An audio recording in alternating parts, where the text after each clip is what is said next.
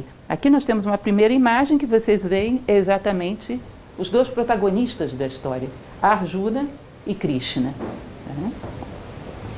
Falava a respeito, não dá para a gente contar a história toda, que é uma pena, que a história é bonita, mas é enorme. Basicamente, a história do Mahabharata é a história da ocupação da Índia, a maneira como chegou ali a Aryavarta, a Índia antiga, e combateu os povos que viviam lá.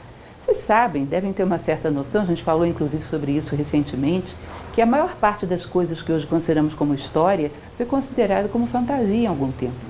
Já se considerou Troia como fantasia, já se considerou a civilização minoico-micênica como fantasia, e num determinado momento vem um arqueólogo, vem um pesquisador que traz isso à tona. Existe uma coisa que sempre se considerou como uma fantasia, que eram essas descrições de que os indianos, quando chegaram ao subcontinente indiano, tinha povos vivendo lá. E houve uma guerra, e nessa guerra eles se miscigenaram. Até que, num determinado momento, as civilizações do Vale do Indo foram encontradas, e são um mistério até hoje. Cidades que hoje ficam no Afeganistão, que são relíquias maravilhosas. Imaginem vocês cidades do tamanho de uma cidade egípcia antiga. Relíquias grandiosas nós temos no Vale do Indo.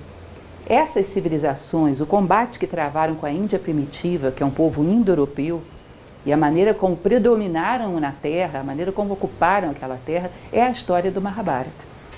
Aí vocês vão dizer, mas o livro é histórico ou é simbólico? É tudo ao mesmo tempo. É interessante a gente entender o que falava Helena Blavatsky sobre isso.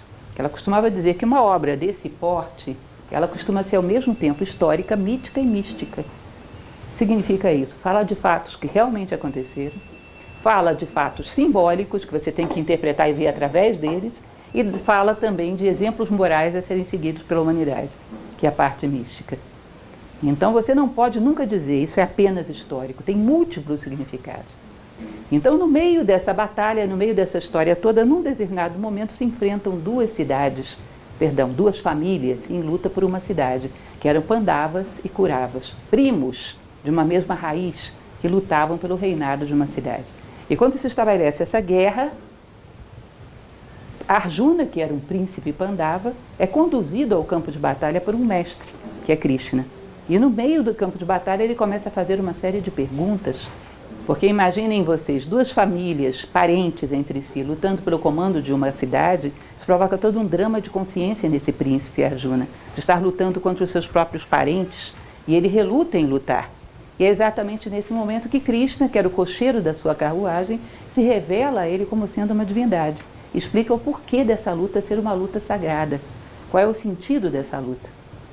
O campo de batalha em que eles lutavam, que se chamava Kurukshetra, Krishna vira para ele e diz, até os astros giram mais devagar para observar nesse momento a terra e a luta que se trava entre Pandavas e Kauravas. Por quê? Ali está sendo decidido o destino da humanidade.